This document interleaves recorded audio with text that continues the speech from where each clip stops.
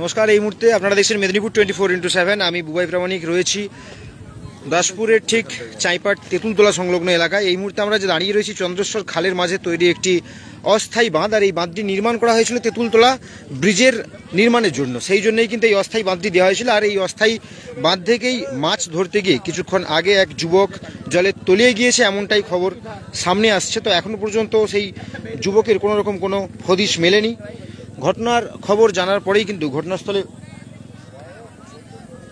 উপস্থিত এসেছে দাসপুর পুলিশ থেকে শুরু করে স্থানীয় মানুষজন। নদীর দুই প্রান্তে কি পরিমাণে মানুষের ভিড় দেখতে পাচ্ছেন। যে স্থানীয় সূত্রে জানা গিয়েছে এই যুবকের বয়স আনুমানিক 20 থেকে 21 বছর বয়স, এমনটাই জানা যাচ্ছে।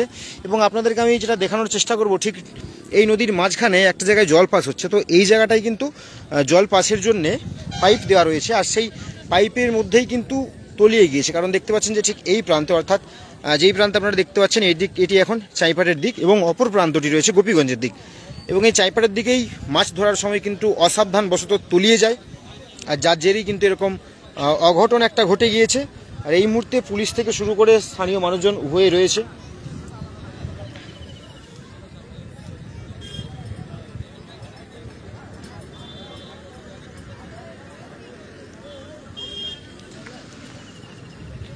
এই মুহূর্তে এই অস্থায়ী বাঁধের উপর দিয়ে যাতায়াত কিন্তু কার্যত সম্পূর্ণরূপে একেবারে বন্ধ হয়ে গিয়েছে।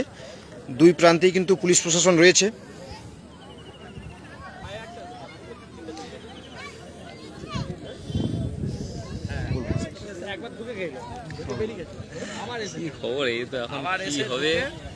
কখন হয়েছে, কখন এটা? 1-1.5 ঘন্টা হলো। 1-1.5 ঘন্টা হচ্ছে। যুবকের বাড়ি কোথায় জানা আছে? যে চন্দ্রেশ্বর পুলগড়ে, মানে গোপীগঞ্জ সংলগ্ন এলাকায়। 25-26 বছর বয়স। আনুমানিক বয়সটা 25-26 বয়স। নাম জানা গেছে কিছু যুবকের? নাম জানা গেছে কিছু? না, যুবকের নাম এখন তো জানা যায়নি। ওই ছেলেটার নাম কি বলবো? ছেলেটার নাম কি বলবো? বলবো তোমাকে তো বললো, তখন আমাকে বলছে আচ্ছা আপনি পাতা তোমার জন্য বলতে পারি। আচ্ছা এলাকায় এই মুহূর্তে আমরা যে দাঁড়িয়ে রয়েছি, তোমাকে তো বললো তখন হয়ে গেছে।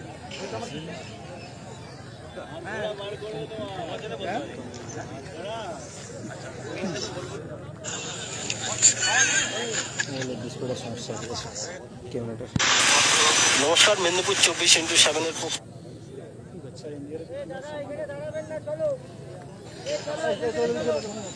তো এই মুহূর্তে কিন্তু মানুষজনের যে ভিড় দেখতেই পাচ্ছেন, আর পুলিশ প্রশাসন একেবারে তৎপর রয়েছে। এই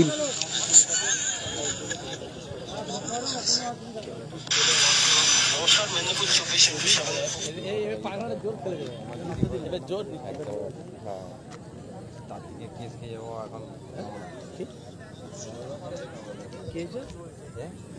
সাহসী লোক একটা নামলা, কি দুর্ঘটনা ঘটে গেল। ইন্ডিয়া বার এসছে।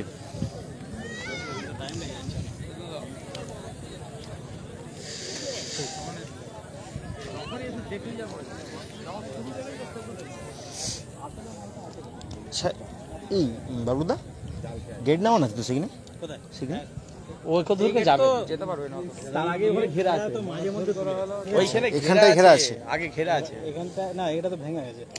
বাসের পোল করা আছে পুরো ঘন, একদম ঘন ঘন করে, একদম বলে পালাতে পারবে। মানে সম্ভাবনা আছে যে এখানেই আটকে রয়ে যাবে। এইখানে আটকে রয়ে গেছে। কি নাম ছিল যুবকের? ভুলে গেছি, তুমি মৃত কিন্তু বলতে পারবে না। আজ শুনবানি পালাচ্ছিল। নিখোঁজ যুবকের নাম যেটি জানা যাচ্ছে যে উত্তম নায়ক, চন্দ্রেশ্বর পুলগড়া সংলগ্ন এলাকাতেই তার বাড়ি। আমরা বিভিন্ন সময়ে এই বৃষ্টি শুরু হওয়ার পর থেকে যখন মাঠেও জল জমা শুরু হয়েছিল এবং সেখান থেকে মানুষজন মাছ ধরা শুরু করেছিল, সেই সময় কিন্তু আমরা বারে বারে সাবধান করেছিলাম যে মাঠে মাছ ধরতে গেলে সাপের কামড় খাওয়ার একটা সম্ভাবনা থেকেই থাকে, কারণ ঘাটাল মহকুমা জুড়ে প্রচুর পরিমাণে বিষধর সাপ উদ্ধার হচ্ছে। তো ঠিক একইভাবে কিন্তু এই যে বড় বাঁধ দেওয়া আছে, এই সময় নদীতে জলের স্রোত বেশি থাকে এবং জলের পরিমাণটাও বেশি। সেই সময় কিন্তু এই কিছু মাছ ধরতে গিয়েই কিন্তু এভাবে বিপদটাকে ডেকে আনলো আজকে।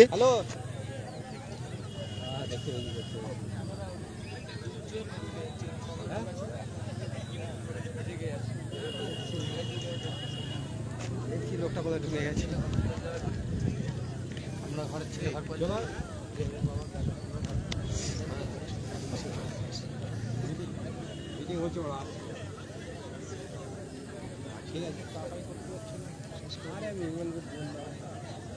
বাবুকে ফোন করলাম, আমি তো বাবুকে বললাম প্রধানকে নিয়ে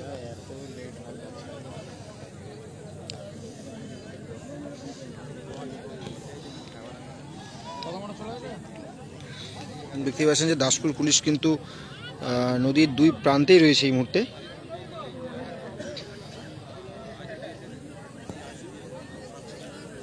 যুবকের দেহটিকে খোঁজার জন্য কিন্তু এনডিআরএফের দল আসছে, এমনটাই জানা গিয়েছে। সেখানে গেল ব্যাংকে দোষ, তারপরে কি করবো বলো, আবার আমি দেখুন আমাদের ওই তাও পঞ্চায়েতে যেতে পড়েছি, গোপীগঞ্জে উঠেছি। তুমি তুমি হ্যাঁ আমার তো বলছো আবার অনুমতি দেন না, এখানে দাঁড়াতে পারবি না। এইখানটাই কেন সাইডে যে খুঁজবো, এখানে তুই দাঁড়াতে পারবি না, যখন ডুব তোকে সেখানে তুলে দেবে। সাইডে থেকে দেখুন যেই রেস্টটা আছে আমার জাল পেতে থাকবে। আবার আপনাদের জানিয়ে দেই, এই মুহূর্তে চন্দ্রেশ্বর খালে নিখোঁজ হয়েছে এক যুবক। মাছ ধরতে গিয়েই ঠিক চন্দ্রেশ্বর খালের তেঁতুলতলা সংলগ্ন এলাকায় যে ব্রিজটি রয়েছে, সেই ব্রিজটি কিন্তু এই মুহূর্তে নেই, কারণ ব্রিজটি ভেঙে নতুন করে একটি ব্রিজ নির্মাণ করা হবে। আর যার কারণেই কিন্তু চন্দ্রেশ্বরের খালের ঠিক এই স্থানে যেখানে আমরা দাঁড়িয়ে রয়েছি, একেবারে এইচপি পেট্রোল পাম্পের ঠিক সামনে, আমাদের সামনের দিকে এইচপি পেট্রোল পাম্প, তো সেই স্থানেই কিন্তু একটি অস্থায়ী বড় বাঁধ দেওয়া হয়েছে এই জলটিকে আটকে থাকার জন্য। কিন্তু এই বাঁধের নিচে রয়েছে বেশ কিছু পাইপ, সেই পাইপের মধ্যেই সম্ভবত আটকে গিয়েছে। তবে এখনো পর্যন্ত যুবক নিখোঁজ, তার কোনো খোঁজ পাওয়া যায়নি।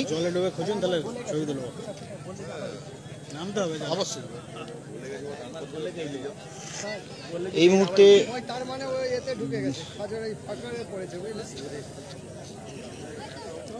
এই নদীর ঠিক দুই দিকেই কিন্তু রয়েছে পুলিশ। বিস্তারিত আপডেট আবারও আপনাদের সামনে কিছুক্ষণ পরেই তুলে আনবো।